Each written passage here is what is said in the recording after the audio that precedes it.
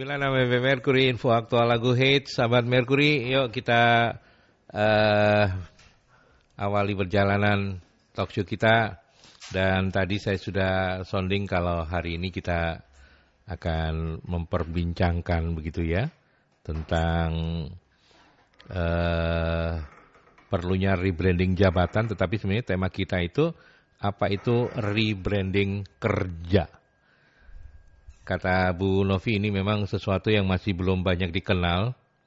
Jadi wajar kalau kemudian Anda mungkin apa ini gitu ya. Selamat pagi Bu Novi. Pagi Mas Ya, Aldi. kabar baik ya? Alhamdulillah kabar baik. Kabar baik, alhamdulillah sehat-sehat. Dan saking pentingnya tema kita pagi hari ini, Bu Novi itu sampai harus mengajak anak buahnya. Gak ada hubungannya sih sebetulnya. Gak ada hubungannya juga. Tapi nanti boleh ikut ngomong ya Dina ya? Oh iya, Dina ikut bicara. Karena ini temanya kemarin saya minta dia yang netepin. Kamu cari deh Din apa temanya gitu. Jadi Dina yang menetapkan tema dan saya ngikutin alurnya dia nih sekarang. Oh gitu ya malahan ya. Oke Dina, apa kabar Din? Baik Pak, baik. Ya, terima kasih ya sudah hadir juga menjadi penggawa baru di MS ini ya. Alhamdulillah. Alhamdulillah, oke baik. Jadi pertanyaannya ke siapa nih Bu Novik pertama? Apa itu rebranding kerja yo? Iya, jadi gini, rebranding kerja ini sebenarnya lebih ke rebranding fungsi HR gitu ya. Karena nanti apa yang program-program atau aktivitas yang dilakukan oleh HR kaitannya dengan rebranding ini yang akan mempengaruhi pola interaksi kerja yang ada di organisasi tersebut. Seperti itu. Jadi kenapa sih istilahnya muncul istilah rebranding? Karena seperti kita ketahui bahwa sekarang ini persaingan sangat ketat gitu ya. Jadi model bisnisnya itu yang dulu aman-aman saja menjadi harus seringkali harus waspada seperti itu kan. Terus kemudian juga jumlah tenaga kerja milenial yang banyak sekali masuk ke dunia kerja sehingga mau nggak mau kan mempengaruhi bagaimana kita harus mengelola HR, pola pengelolaan HR-nya harus diadaptasi sehingga kemudian karena ini tadi jadi karena rebranding itu kan sebenarnya tuntutan dari perkembangan atau perubahan yang terjadi di dalam bisnis baik eksternal maupun internal seperti itu sehingga kemudian peran HR ketika mengelola supaya kemudian tetap bisa mengikuti tuntutan dari bisnis maka harus dilakukan rebranding oke. Gitu. Nah rebranding itu tadi itu ya penyebabnya adalah karena tuntutan bisnis lah. Seperti itu sehingga kemudian kita bisa lebih adaptasi. Artinya apa yang dilakukan HR itu pengelolaan secara internal maupun kemudian untuk menarik kandidat-kandidat dari luar itu juga lebih mudah. Seperti yang minggu yang lalu Mas Hari sempat menyinggung kan bahwa ketika kita mau perusahaan bagaimana menjadi employer branding kayak gitu kan. Jadi itu kan akan menarik darah-darah segar dari luar yang kemudian akan membantu perusahaan untuk bisa lebih tumbuh dan berkembang seperti itu. Ya, tapi kenapa pilihan katanya rebranding Bu Novi? Jadi rebranding itu kan istilahnya melabeli kembali gitu sesuatu yang yang lama. Jadi yang kalau peran-perannya dulu lebih banyak administratif, terus kemudian peran-peran hanya sebagai penerus instruksi atau kebijakan yang diturunkan oleh manajemen, maka peran itu yang harus dirubah gitu loh. Seperti itu. Jadi nggak bisa dengan cara-cara yang lama saja. Jadi kalau HR kan dulu mungkin lebih menjalankan kebijakan, direksi atau manajemen memutuskan apa, HR tinggal tinggal eksekusi. Kayak misalnya Januari nih nggak ada kenaikan gaji gitu kan gitu ya. Ini HR yang bagian ngumumin kayak gitu. Nah, bagaimana sebenarnya supaya tadi itu HR tidak hanya menjadi penyampai pesan gitu ya. Misalnya bos mau kayak gini, wes HR bikin peraturannya, itu sampaikan sosialisasikan. Tidak seperti itu. Jadi bisa menjadi mitra strategis yang lebih bisa memberikan masukan sehingga kemudian sesuai dengan kondisi yang ada. Jadi harus di rebrand karena memang harus ada yang diperbarui dari label-label yang sudah ada gitu ya. Ya tujuannya sebenarnya untuk menciptakan tadi itu loh supaya image terhadap proses pengelolaan HR yang dilakukan di organisasi tersebut itu lebih baik gitu kan. Karena lebih baik maka orang akan menjadi yang secara intern mereka akan bekerja lebih baik, lebih produktif, lebih efektif karena lingkungan kerjanya kondusif gitu kan. Secara keluar mereka juga akan tertarik gitu karena pengalaman karyawan yang ada di dalamnya itu ketika bekerja itu sesuatu buat mereka kayak gitu. Ada values yang mereka dapatkan, bukan hanya sekedar mendapatkan penghasilan. Oke. Saya ke Mbak Dina ya. Oke. Ini bukan ngetes loh, ini pengen tahu aja kalau dari sudut pandang milenial. Kan masih kategorinya milenial. Dari apa yang sudah disampaikan Bu Novi. Din, kamu mau nambah apa, Din? Kalau saya dari sudut generasi milenialnya Pak ya, soalnya ketika ada posisi baru yang itu namanya lebih menarik, mungkin generasi milenial itu sendiri lebih tertarik dengan jabatan tersebut. Contohnya gini, konsultan SDM mungkin itu seperti biasa aja, cuman ketika HR consultant itu akan lebih menarik perhatian generasi milenial karena bahasa Inggris juga dan lebih keren kayak gitu. Apalagi posisi job title atau jabatan ini kan merepresentasikan kinerja kita dan perusahaan kita. Jadi kita bisa bangga terhadap profesi kita saat ini kayak gitu untuk generasi milenialnya. Gitu ya. Jadi lebih ke bagaimana menarik kandidat-kandidat dari luar. Dari gitu, luar, ya. Dari angkatannya beliau gitu ya. Beliau. Kan masih muda jadi beliau. Dari belia itu loh, jadi dia gitu kan beliau. Iya, belia betul. Kalau penyiar tuh ya pasti bisa terus gitu loh.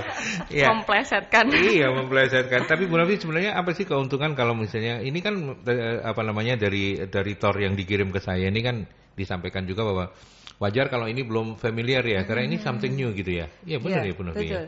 Ya sesuatu yang baru, tetapi mau nggak mau ini harus dilakukan. Nah itu gitu. dia. Itu loh, mau nggak mau ini harus dilakukan. Tetapi memahamkannya ini harus dimulai dari mana gitu? Memahamkannya dari mana? Jadi gini kan, sebenarnya kembali lagi kan, siapapun lah orang yang bekerja di perusahaan, dia ini harus tahu values gitu ya. Jadi untuk apa sih saya bekerja gitu. Jadi value-nya bukan sekedar saya punya tadi misalnya nih status mahasiswa lebih keren daripada lulus tapi belum kerja gitu kan.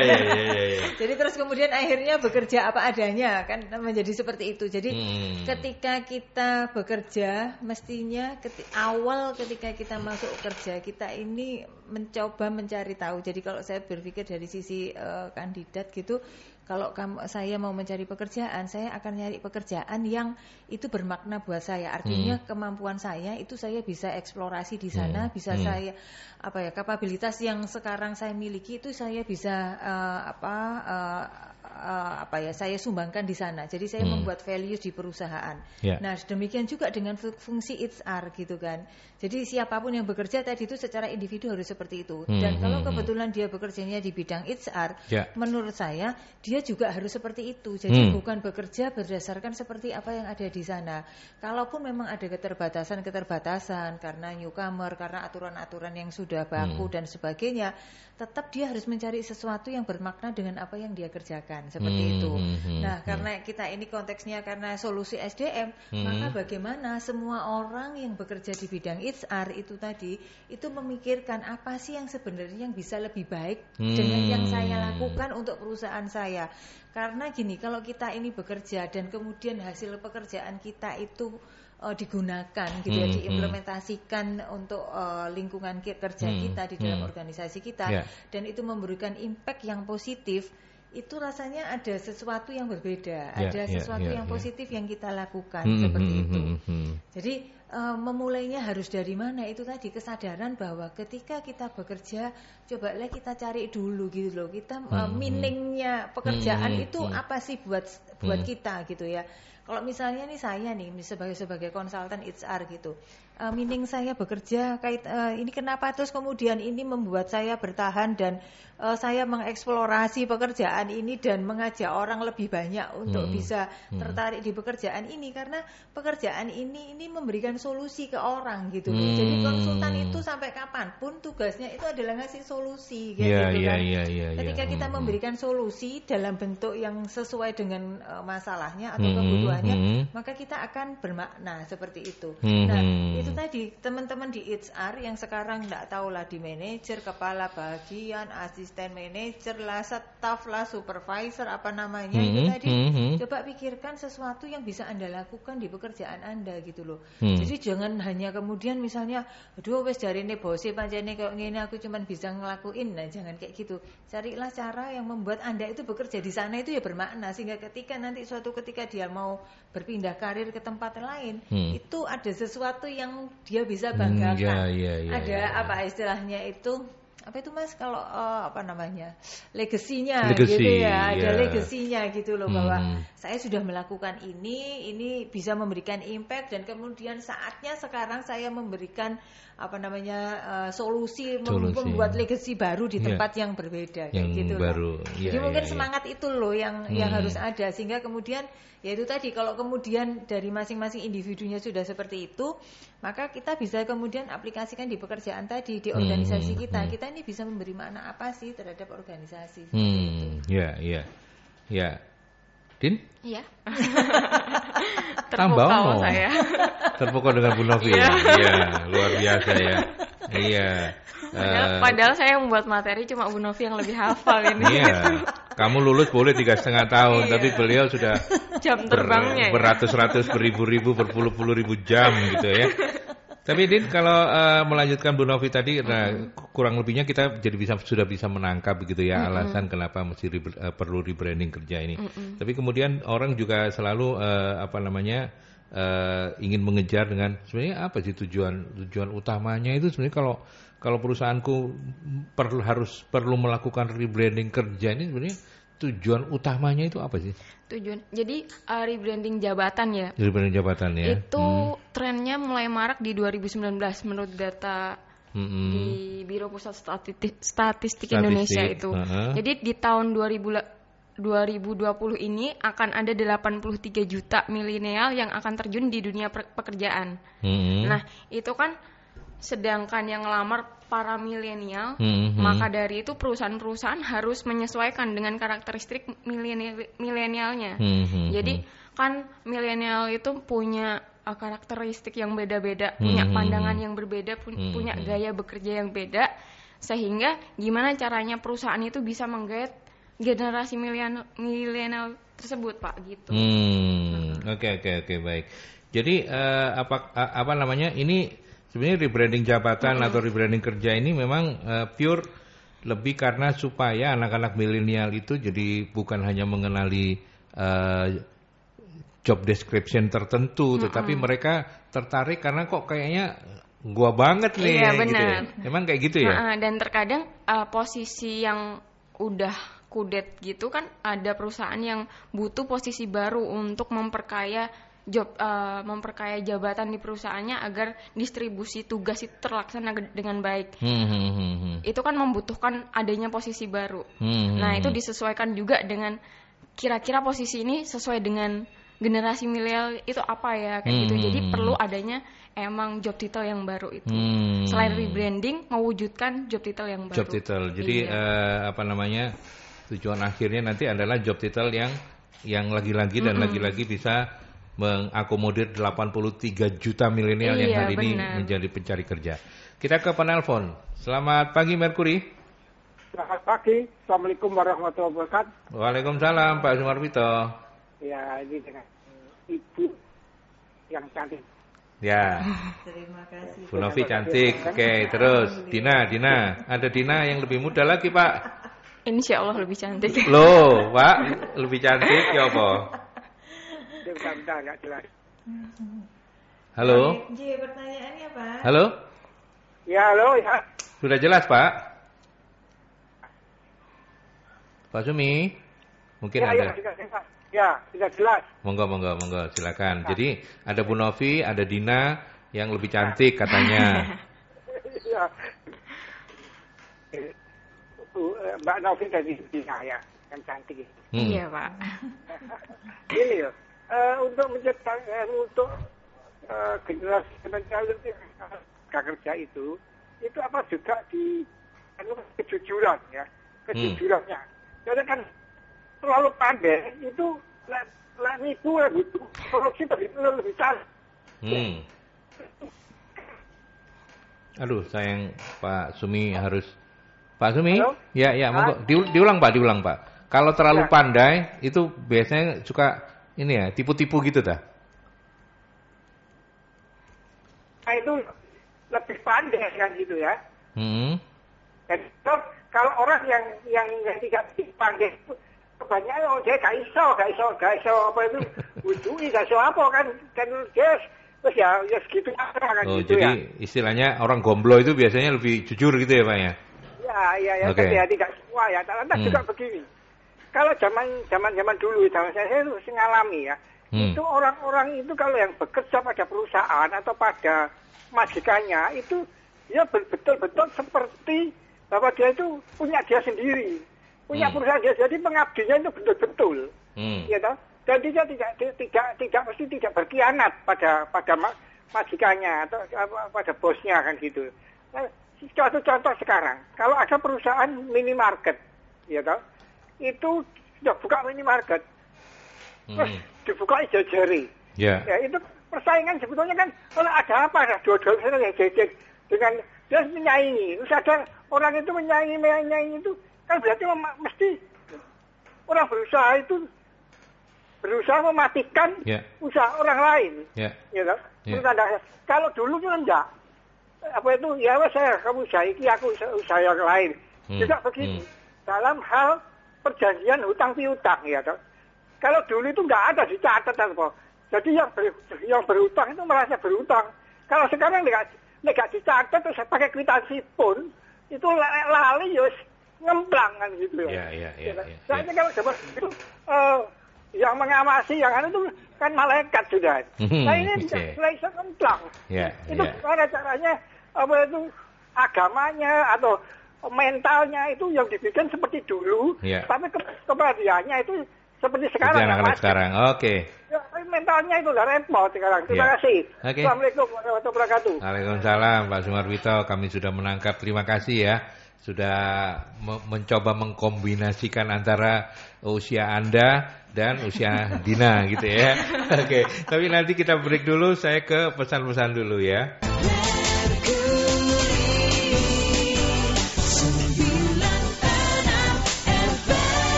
Ya, sebelum nanti saya minta Bu Novi dan Mbak Dina menanggapi Pak Sumarwito, saya titip dulu sahabat Merkuri, ini ada sesuatu yang bisa menjawab kebingungan Anda kalau selama ini Anda ngerasa banyak QR Code dari berbagai aplikasi. Kemudian juga sering ketika Anda mau bayar pakai aplikasi Kondilala yang di outletnya itu nggak ada QR Code-nya aplikasi itu. Nah, mulai 1 Januari 2020 kebingungan Anda diselesaikan oleh Bank Indonesia karena seluruh transaksi pembayaran yang menggunakan QR mulai 1 Januari 2020 difasilitasi oleh satu QR Code pembayaran yang sama, yaitu QR Code Indonesian Standard atau saya singkat saja dengan QRIS, RIS ya. QRIS ini adalah standar QR Code pembayaran yang sudah ditetapkan oleh Bank Indonesia untuk memfasilitasi pembayaran dari berbagai aplikasi yang berbeda. Jadi Anda nggak perlu khawatir lagi kalau QR Code aplikasi Anda tidak ada di outlet pembayaran karena semuanya sudah menggunakan QRIS. Apapun aplikasinya cukup satu QRIS, satu QR untuk semua. Iklan ini dipersembahkan oleh Bank Indonesia. Monggo Bu Novi, tadi Pak Sumarwito ini saya mencatat kalau terlalu pandai dan bandingkan dengan yang nggak terlalu pintar biasanya lebih jujur, lebih apa, monggo dikomentari. Terus kemudian mengabdi, tidak berkhianat, ada persaingan, ada utang piutang yang semuanya itu kemasannya adalah yang dulu dan yang sekarang ini bagaimana mengkawinkannya. Kalau saya menangkapnya sih seperti itu. Oke. Iya, jadi sebenarnya begini, ketika kita merekrut karyawan, maka orang-orang yang ada di perusahaan kita adalah orang yang sesuai dengan kebutuhan jabatannya, sesuai dengan kebutuhan bisnisnya gitu. Jadi menanggapi tadi apakah tadi itu anak-anak milenial yang terlalu pandai ataupun orang-orang siapapun yang direkrut kemudian menjadi terlalu pandai terus kemudian jadi ngakali, tidak mudah mengabdi dan sebagainya. Sebenarnya kembali lagi dengan tuntutan bisnisnya gitu. Jadi kalau misalnya pekerjaan kita memang membutuhkan orang-orang yang punya kemampuan untuk problem solvingnya tinggi, maka nggak mau ya kita harus hire yang demikian seperti itu gitu. Jadi komentar saya cuman bahwa itu sesuai dengan kebutuhan yang ada di organisasi kita gitu. Ada memang perusahaan-perusahaan yang secara secara misalnya gampangnya secara tingkat pendidikan mereka nggak perlu ini yang tinggi banget misalnya.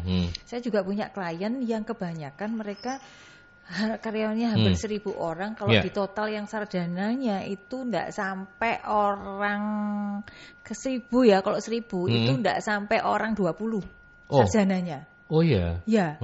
Gitu. Nggak sampai 20. Tapi jalan gitu ya. Tapi jalan. Karena memang yang dicari memang dia ini toko gitu ya, punya toko banyak. Nah, di tokonya itu cuma butuh orang-orang yang tadi itu. Dan kebetulan yang dijual ini adalah sesuatu yang berharga, jadi kayak logam mulia kayak gitu ya, jadi logam mulia kayak gitu. Nah, jadi yang perlu adalah ya orang yang secara penampilan baik, terus kemudian customer service-nya bagus, jujur gitu mudah dilatih, yang seperti itu gitu loh, bukan pekerjaan-pekerjaan yang ini. Jadi yang misalnya tadi itu 20 tadi ya wis itu ting-tengnya tok, wis gitu. Yang lainnya untuk tadi itu yang harus ada standby di toko-toko mereka ya sudah, mereka cukup orang bahkan mungkin SMA nggak terlalu banyak karena setahu saya ini yang banyak yang orang-orang lamanya gitu. Yang sekarang aja baru dia ngerekrut lulusan SMA, tapi kalau yang dulu ya wis SMP kayak gitu. itu udah betul, gitu ya. Gitu. Dan memang juga karena ini adalah sesuatu yang butuh kepercayaan tinggi karena tadi logam mulia, nyarinya itu harus yang ini, yang reference gitu. Jadi saya misalnya sudah kerja di sana, saya bisa bawa teman saya dari kampung yang sama, dari daerah yang sama untuk bekerja di sana. Jaminannya siapa ya? Saya. Iya, gitu. jadi jaminannya saya. Lebih jarang melakukan open recruitment ya, lebih ke seperti itu dan memang tertutup rekrutmennya ini ya. Tidak mencari di umum, jadi dia tidak pernah pergi ke Disnaker, tidak pernah pasang iklan. Rekrutmennya dari mulut ke mulut seperti itu, karena memang yang dibutuhkan seperti itu. Benar, gitu loh. benar. Jadi butuh kalau misalnya ini satu desa nih gitu ya, jadi logikanya sederhana kalau yang itu. Ini sama-sama satu desa, terus kemudian dia kerja sukses di kota, dia bawa temennya gitu ya. Nah dari temennya yang dibawa ini kan harus kerja baik nih. Kalau kerja tidak baik, misalnya sampai kemudian misalnya dikeluarkan karena dia melakukan fraud yang tadi itu, yang ngakal-akalan, berkhianat dan macam-macam tadi itu, maka yang malu bukan hanya dia ini, tetapi ketika dia temennya malu, ketika dia pulang ke desa, terus kemudian dia nggak kerja, akan ditanya, opo arek iki kok mulih desa nggak kerja meneh? Oh dia nyolong ning perusahaan.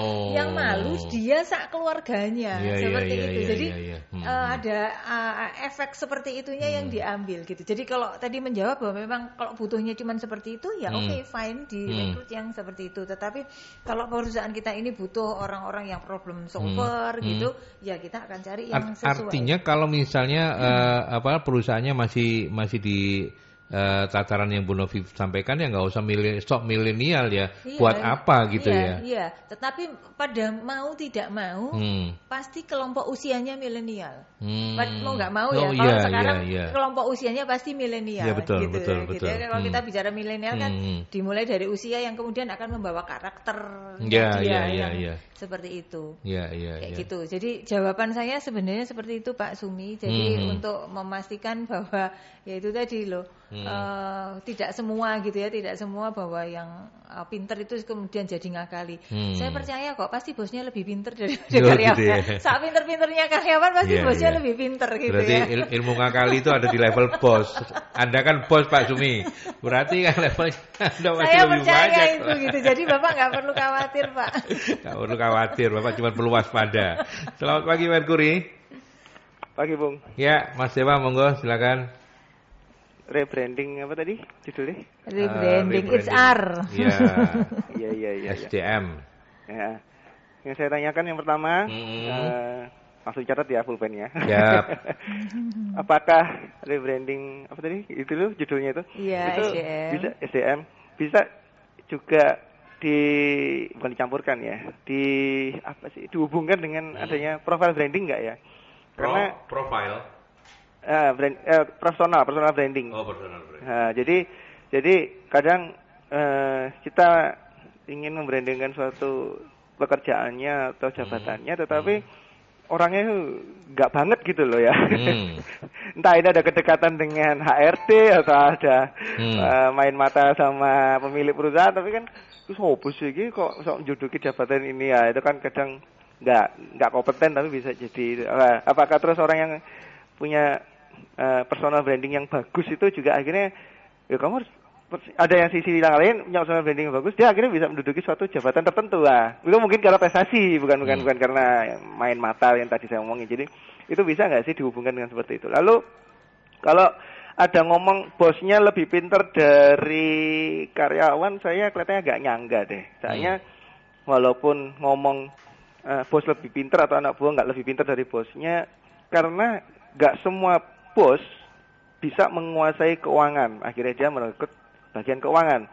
Gak semua bos pinter pemasaran, karena dia punya duit doang. Akhirnya dia merekrut marketing manager dari Mercury. Nah, itu kan karena bos ini kalau emang pinter, ya dia jadi bisa one man one entertain, satu orang aja. Seperti teman saya ini yang lucu, dalam satu hari atau satu minggu ya, satu hari dia bisa ngumpulin duit profit hanya jual-jual voucher ya, macam-macam lah, voucher-voucher yang dari aplikasi-aplikasi plus hotel-hotel atau travel-travel itu sampai 1M 2M. Pegawainya berapa mas? Berapa aku pegawai? Enggak, aku tok sing garap. Jadi ngapain tuh bosnya marketingnya? Eksekutornya ikut dok. Loh, terus kenapa nggak pakai? Kan banyak. Gak apa-apa sih selama iso tak lakono dhewe gak apa-apa kok. Gampang loh itu kayak gitu. Jangan gendeng wong iki re. Ya akhirnya hidupnya ya asik-asik ae. Tak tonton nyene barangnya merek kabeh. Ternyata kebiasaan anak buah, dia nge-brandingnya awake dhewe, dodolan dhewe. Ya itu saya salut. Ya kalau seperti itu kan 1 banding sekian ya. Punya perusahaan. Terus kantornya di mana? Di rumah aja kok kantorku. Wih keren wong iki re. Iki nek untungnya dia udah punya anak, udah punya istri. Coba dari jomblo, wah banyak wanita yang nempel sama dia. Dan untungnya dia orang setia gitu loh. Dia seorang praktisi yoga. Jadi saya ngelihat istrinya juga pelaku olahraga, dia praktisi yoga. Jadi kalau menurut saya kurang setuju kalau namanya bos lebih pintar dari pegawainya. Karena ada perusahaan yang jamu-jamu itu bosnya pinter loh itu. Sehingga ada bangkrut bukan anak buahnya. Tapi cara manajemennya dia salah. Atau base yang berkeluarga besar itu juga pernah jadi iparan sama saya dulu. Terus saya sekarang udah tidak ada hubungan sama mereka. Itu juga karena manajemennya anak-anaknya nggak pernah didik bisnis. Nah, berarti kan bosnya itu nggak pernah didik bisnis. Yang tadi bosnya dulu kan bapaknya meninggal, lalu terahnya turun ke anak-anaknya sampai nggak salah ada 5 dari istri yang berbeda. Buyar kabeh, adapun bertahan itu pun terseok-seok, nggak seperti bis-bis yang lain. Nah itu seperti apa? Komentar ada 2 itu pertanyaan ya. Terima kasih Bung, selamat pagi Mbak. Selamat pagi. Saya ke Nila dulu ya, apa Nil? Ya, ini ada titipan pertanyaan dari Mas Bayu menanyakan bagaimana kalau apa yang kita lakukan dalam pekerjaan tidak pernah mendapat reward dari atasan. Bagaimana dengan kondisi ini, apakah rebranding jabatan juga masih diperlukan? Kemudian ada Sinta menanyakan bagaimana bentuk atau contoh rebranding jabatan di divisi administrasi. Apa positifnya rebranding di divisi ini? Oke, baik. Terima kasih Nila. Saya ke Dina, supaya nggak ngantuk dia. Ayo dijawab Din. Mungkin ke Pak Sumarwito dulu tadi, Pak Sumi tadi. Masih ingat nggak? Yang tentang persaingan, yang tentang anak-anak yang pintar tapi jujur. Oke. Jadi tadi kan bilang kalau anak yang terlalu pintar itu jatuhnya nggak jujur dan nggak bisa dipercaya. Biasanya begitu. Gimana pengalamanmu? Ini berdasarkan pengalaman. Kamu kan pintar, jujur apa enggak, El? Mumpung ada bosmu loh. Jadi gini Pak, untuk generasi milenial sekarang juga kan, dia bukan money oriented sebenarnya, tapi career oriented dan pingin berkembang. Jadi mereka lebih tertarik dengan posisi yang menurut mereka bisa berkembang untuk kedepannya, bukan gaji yang gede. Karena kalau misalkan kita posisi HR, orang-orang nggak tahu gaji kita, tapi kan posisi kita keren misalkan gitu, daripada posisi tertentu yang sebenarnya gajinya banyak, cuman job title-nya nggak terlalu terkenal. Mereka lebih senang dengan posisi yang emang sesuai dengan passion mereka dan bisa berkembang ke depannya. Terus untuk generasi milenial sekarang juga kan multitasking. Dia lebih sering senang belajar dan lain-lain sehingga butuh kepercayaan dari bosnya bahwa saya bisa melakukan hal tersebut. Ketika bos memberi kepercayaan kepada kita, otomatis kita sebagai generasi yang dianggap cerdas atau multitasking itu bisa memberi kepercayaan juga kepada bos dan perusahaannya. Jadi ketika kita butuh rasa percaya dulu, bos, kamu bisa melakukan ini, kamu saya kasih tugas ini, walaupun sebenarnya di otak kita kayak apa ya ini, contohnya Bu Novi sendiri Pak ya, memberi saya tugas yang sebelumnya saya mungkin sebagai orang psikologi juga belum mengerti hal itu, tapi Bu Novi percaya kepada saya kalau saya bisa dan saya harus bisa. Nah ketika Bu Novi itu percaya kepada saya, jadi saya nggak boleh kayak mengkhianatin kepercayaan beliau kayak gitu. Ya, tidak boleh menyia-nyiakan juga gitu ya. Harus dijawab dengan kebisaan gitu ya. Dan generasi milenial sendiri itu bosen dengan pekerjaan yang monoton. Misalkan setiap hari jam 8 sampai jam 4:30 tugasnya itu aja, itu benar-benar bosan. Apalagi dia nggak mempunyai harapan untuk berkembang.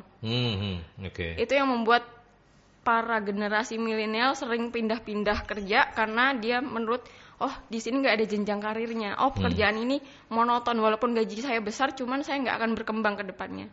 Itu yang akhirnya membuat mereka sering berbohong untuk pindah kerja karena sebenarnya bosan kerja, cuman alasannya ingin mencari pengalaman baru. Oke. Kalau yang Mas Dewa tadi, rebranding identika dengan personal branding seperti apa? Terus kemudian ternyata nggak semua bos lebih pinter loh. Jangan-jangan kamu lebih pinter bohong daripada Bu Novi. Ayo, gimana ayo? Kalau rebranding jabatan atau itu sebanding dengan personal branding sih setuju aja ya. Karena rebranding ini bukan hanya punya nilai positif untuk karyawannya, cuman harus tetap ada nilai positif bagi perusahaannya. Jadi ketika emang di suatu jabatan itu perusahaan merasa orang ini tidak ideal dan tidak bisa memenuhi pekerjaan dan tidak bisa menghasilkan pekerjaan dengan baik, untuk apa perusahaan tetap mempertahankan orang seperti itu? Sebagai karyawan saja menuntut bahwa adanya seperti ini, dan perusahaan juga memiliki hak untuk menempatkan orang yang tepat di posisi tersebut. Jadi makanya ketika misalkan di HR itu banyak orang, atasan dan bos itu juga memperhatikan mana karyawan yang lebih inovatif, mana yang lebih inisiatif dan mempunyai banyak ide, bukan hanya sekedar ngomong tapi dilakukan secara langsung, tidak menutup kemungkinan posisi yang sebenarnya bukan waktunya untuk dia dikasihkan ke dia karena rasa kepercayaan dan tanggung jawab yang diberikan ke dia lebih tinggi. Ya, artinya personal branding dan rebranding SDM ini memang dua hal yang tetap harus masing-masing melakukannya, begitu ya, Dina ya. Oke. Itu versinya Dina, nanti kita ke bosnya. Tapi sebelum itu termasuk juga menjawab 2 pertanyaan melalui WhatsApp. Tapi sebelum itu saya tak selesaikan iklan-iklan dulu ya.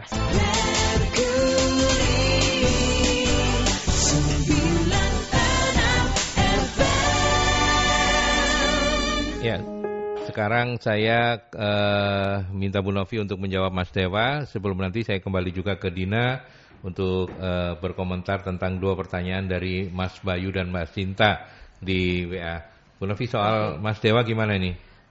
Jadi untuk gini, rebranding memang harus dimulai dari personal brandingnya dulu. Personal dan branding. Bisa nanti itu timbal balik gitu ya. Bisa timbal balik. Tadi itu kan gini, ketika kita ingin untuk melakukan sesuatu yang berbeda dengan pekerjaan kita, memberikan values lebih, yang tujuannya itu sebenarnya apa sih? Kan tadi itu kita tuh kepingin bahwa pekerjaan kita itu menjadi lebih baik. Artinya kita akan melakukan apa yang kita lakukan itu pasti tujuannya akan ke efisiensi, ke efektivitas, cepat seperti itu.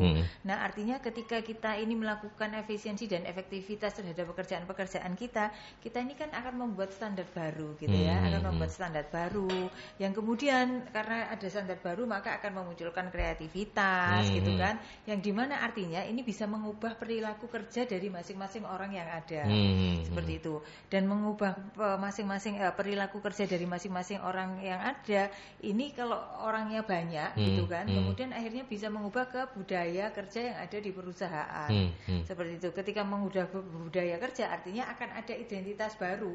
Identitas barunya itu yaitu tadi dari kita sendiri masing-masing maupun juga bagi istilahnya grup, divisi atau bagian itu maupun organisasi secara keseluruhan seperti itu. Jadi tadi itu bisa diawali dari personal branding untuk melakukan rebranding yang dimana impactnya nanti akan muter lagi kembali lagi ke personal brandingnya seperti itu. Ya, saya juga mencatat tadi dari penjelasan Dina itu soal job title, soal multitasking, kemudian jangan monoton. Ini kan catatan-catatan dari anak-anak milenial gitu ya.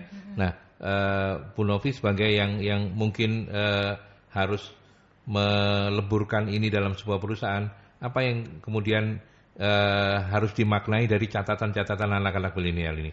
Job title itu menjadi lebih bergengsi untuk mereka, multitasking itu juga harus dijawab dengan kepercayaan lebih, kemudian soal jangan kerjanya monoton. Nah, perusahaan-perusahaan yang sekarang ada untuk bisa mengadop ini seperti apa ya Bu Novi ya? Untuk mengadop seperti ini tadi itu, jadi istilahnya values dari apa yang harus dia kerjakan di bagian itu harus keluar dulu gitu ya. Harus keluar dulu gitu ya. Jadi kayak jiwanya, girohnya gitu ya. Kalau misalnya ini orang SDM itu mesti ngapain, itu mesti keluar dulu gitu kan.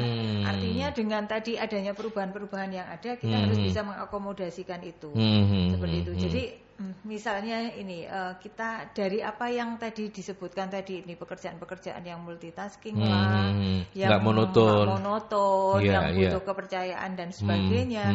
Ini kan kalau kita memaknainya ini adalah sesuatu yang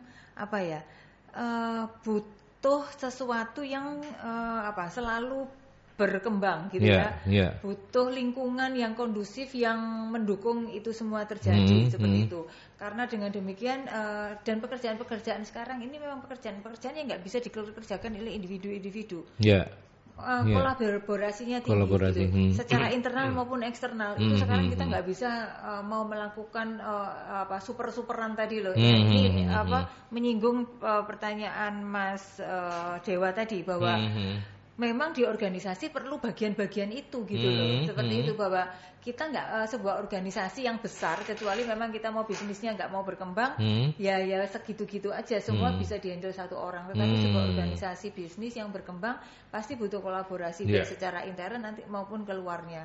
Kaitannya dengan yang tadi milenial tadi, maka ketika kita ini menciptakan nama-nama jabatan atau menyebutkan nama-nama jabatan, kita perlu menyebutkan sesuatu yang tadi itu menimbulkan kebanggaan gitu ya, menimbulkan sesuatu yang misalnya tadi sekalian menjawab pertanyaan Bu Sinta, apa sih yang kira-kira rebranding untuk divisi administrasi gitu ya. Nah, itu bisa misalnya business support seperti itu gitu ya. Jadi artinya administrasi itu kan clerical gitu kan, sesuatu yang hanya monoton gitu kan.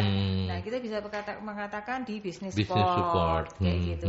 Jadi artinya sesuatu yang kemudian mengundang mengundang nilai yang lebih dalam karena kita mensupport untuk bisnis seperti itu. Seperti itu. Jadi menjawab sekalian pertanyaan Bu Sinta. Oke. Baik, saya tak ke Dina dulu. Soalnya dia sudah mulai kedinginan. Din, ini pertanyaan terakhir, nanti gongnya balik lagi ke Ibu Bos gitu ya.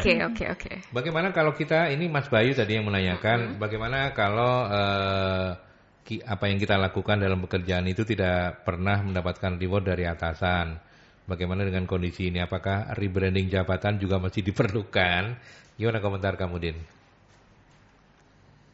Kenapa nggak dapat reward? Apakah yang kita lakukan sudah berbeda dari orang-orang lain? Gitu, dikembalikan pertanyaan itu, Pak. Jadi kalau kita hanya mengerjakan tugas utama kita dan tidak memberikan inovasi sama sekali, ya reward, wajar kalau nggak dapat reward gitu ya. Gimana caranya kita bisa dapat reward? Yaitu bekerja dengan sepenuh hati. Di sini bukan hanya tentang individunya kita mendapatkan gaji di situ, tapi bagaimana kita bisa sebagai karyawan itu mempunyai visi misi untuk mengembangkan perusahaan itu tersebut. Dan ini kembali ke pertanyaan yang bos lebih pinter atau karyawan lebih pinter, di sini kelihatan maksudnya nilai kepinteran itu harus dibedakan antara bos lebih pinter daripada karyawan atau karyawan lebih pinter dari bosnya, karena bos itu mengetahui lebih pinter untuk mengetahui mana karyawan yang pinter. Jadi bos pinter kan. Tapi oleh sebab itu dia mengetahui mana karyawan-karyawan yang pinter dan dirasa itu berpotensi untuk kontribusinya besar di perusahaan dia. Cuman kan untuk beberapa perusahaan mungkin yang di media online bisa dikerjakan secara sendiri Pak ya. Misalkan jual beli kartu perdana atau helm atau apa yang mungkin bisa diurusin dia sendiri. Cuman untuk perusahaan yang udah punya kayak perusahaan elektronik atau perusahaan-perusahaan yang memproduksi barang-barang tertentu kan tentunya butuh tenaga kerja di situ. Iya, iya. Artinya yang dicontohkan oleh Mas Dewa itu tidak bisa digeneralisasi ya. Iya, itu sebuah kondisi yang memang kalau bisnismu kayak gitu ya bisa memang diselesaikan sendiri gitu ya. Benar. Jadi emang ada orang yang konsen perusahaannya kan emang untuk individu sendiri kan. Dia bisa mengerjakan sendiri, memaksimalkan potensinya sendiri, tapi ada beberapa perusahaan yang memang butuh kontribusi dari orang lain, dari tenaga, administrasi dan lain sebagainya kayak gitu. Jadi kalau untuk Mas Bayu kalau misalnya Anda ngerasa nggak pernah, bukan Anda lah, orang lain lah ya, dan nggak enak kalau menjudge Anda. Ada karyawan yang merasa tidak pernah mendapatkan reward dari atasan, kalau sarannya anak milenial itu mesti dibalikin lagi tuh. Jangan-jangan apa yang Anda kerjakan standar-standar aja gitu ya. Dan jangan mana bisa dapat reward gitu. Jangan monoton, kita harus punya inovasi dan mau belajar lagi gimana caranya posisi ini menjadi tidak biasa dan pekerjaan ini menjadi lebih menyenangkan itu. Ya, jadi sebenarnya tidak ada hubungan langsung rebranding jabatan mau diperlukan apa enggak dalam kondisi itu, harusnya tetap jalan ya kalau rebranding jabatan tetap jalan gitu ya. Oke, tadi contohnya sudah, apalagi yang buat Dina ya, sudah deh, cukup ujiannya hari ini gitu ya. Saya tak ke Bu Novi aja. Oke, Bu Novi mungkin komen untuk Mas Bayu juga menarik ini ya. Kalau misalnya nggak ada reward, nggak ada apa, nih kalau yang mimpin anak-anak milenial seperti itu tadi jawabannya gitu ya. Gimana, saya kira jawaban saya kok sama ya. Karena kembali lagi ke situ ya. Jadi maksudnya, tapi memang harus seperti itu barangkali. Memang harus seperti itu gitu. Jadi saya melihatnya bahwa kadang orang itu merasa bahwa wah aku wis ngelakokno macam-macam gitu. Banyak tapi yang macam-macamnya itu coba dilihat sih, itu sesuai dengan yang dibutuhkan perusahaan enggak gitu ya.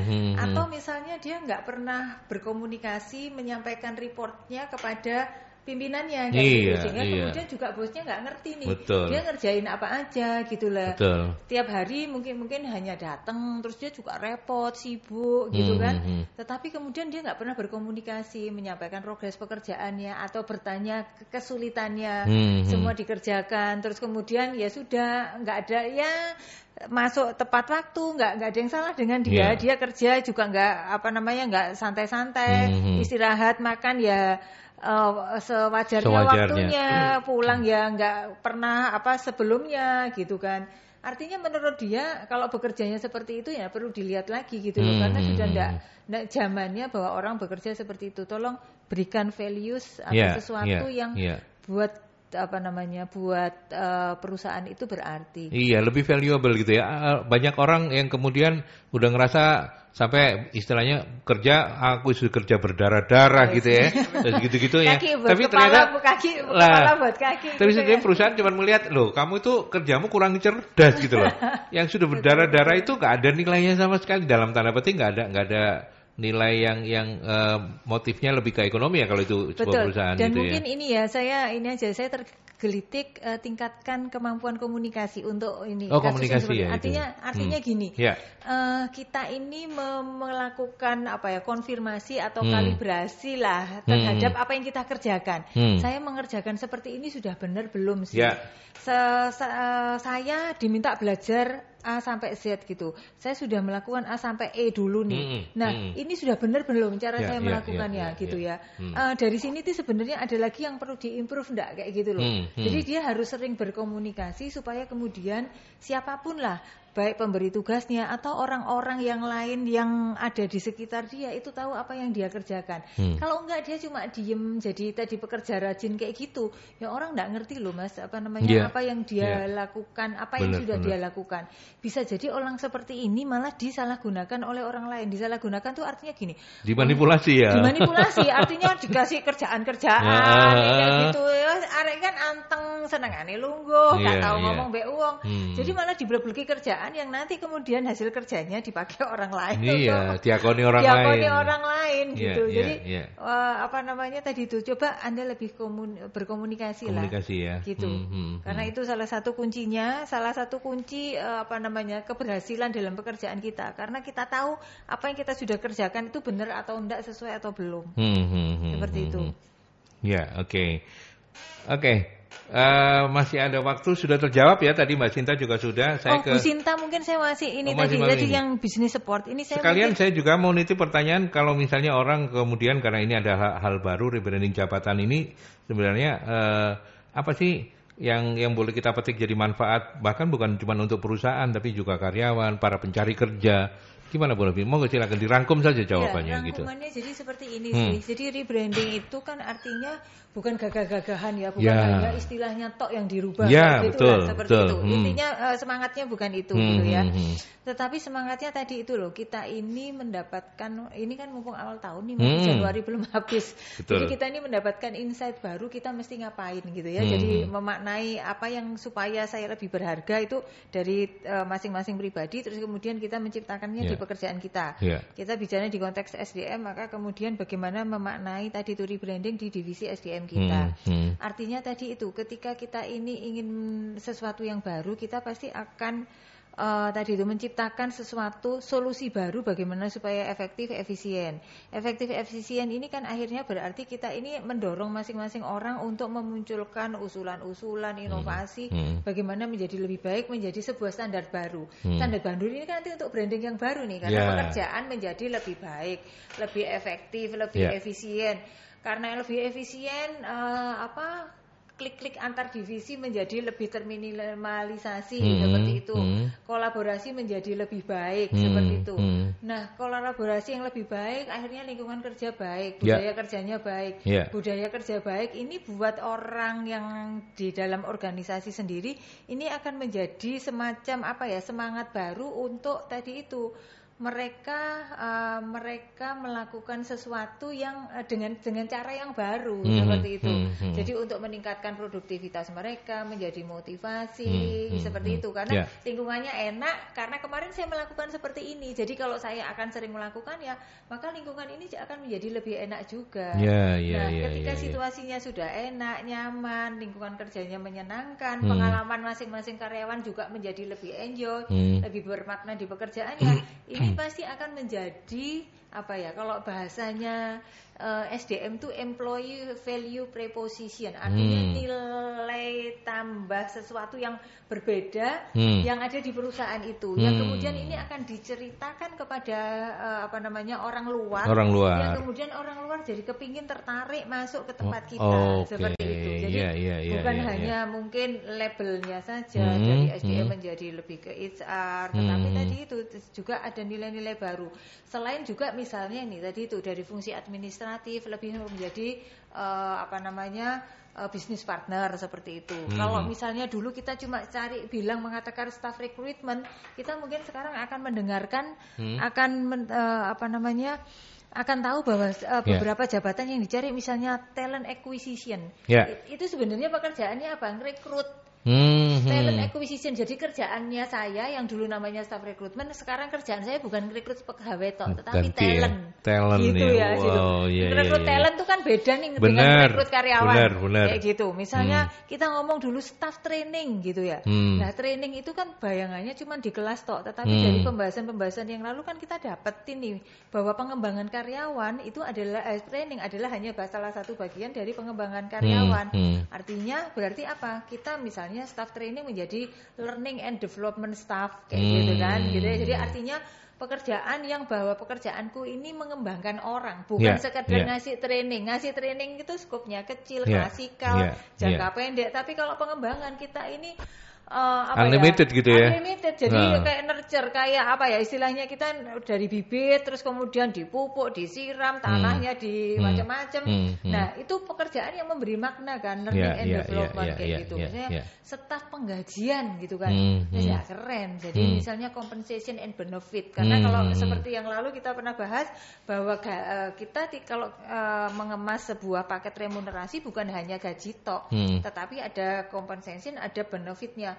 Benefit itu yang misalnya reward yang tidak finansial gitu ya, misalnya